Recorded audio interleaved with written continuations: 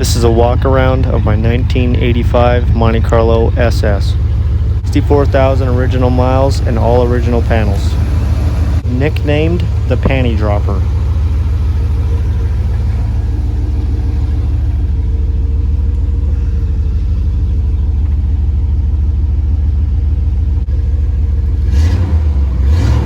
U.S. steel and sex appeal.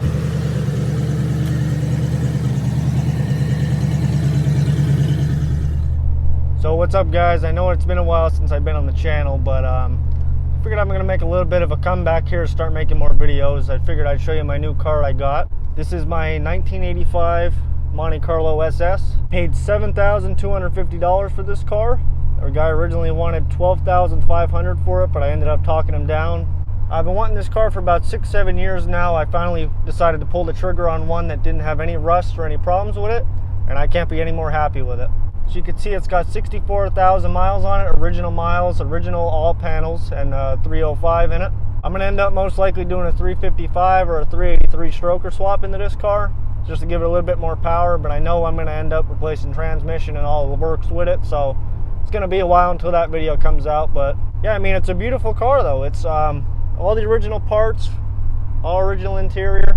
A couple problems with the wiring that I had to fix under the seat. One of the metal casings under the seat, they're known for being terrible in these cars, ended up snapping, and the under seat of the car was on fire basically. It was sparking and throwing out flames, so I had to quick put that out. The other thing that's wrong with this car anymore is actually the radio. Every time I hit a bump, it'll cut out, and then next bump it'll cut back in.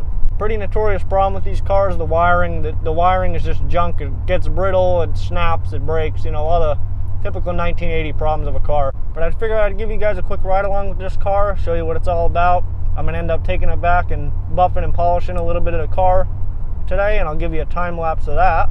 And before we take it back home, we'll give it a little bit of a 0 to 60 with 305 in it and see how that does. Another thing I did forget to mention is the guy before me, or the original owner, I'm only the third owner of this car, took the sun visors out. I'm not 100% sure why, but it's kind of annoying with the sun in my eyes right now blaring down at me. But I might eventually put them back in. I think it actually looks better without the sun visor. It looks a bit more sportier, but we'll see how that goes. Also, side note before we do this 0 to 60, I forgot to mention I'm actually in Mexico right now, so this is all legal to race, you know, speed on the streets, all that. This was filmed in Mexico, so we're good. So here we are on our totally Mexican road here doing our 0 to 60. So we're going to cut this corner and we're going to hammer it. Speedometer doesn't work fully, so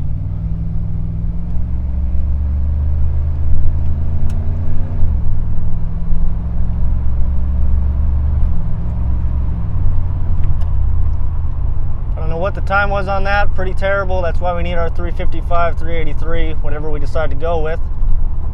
But I mean, it's not bad for an original car.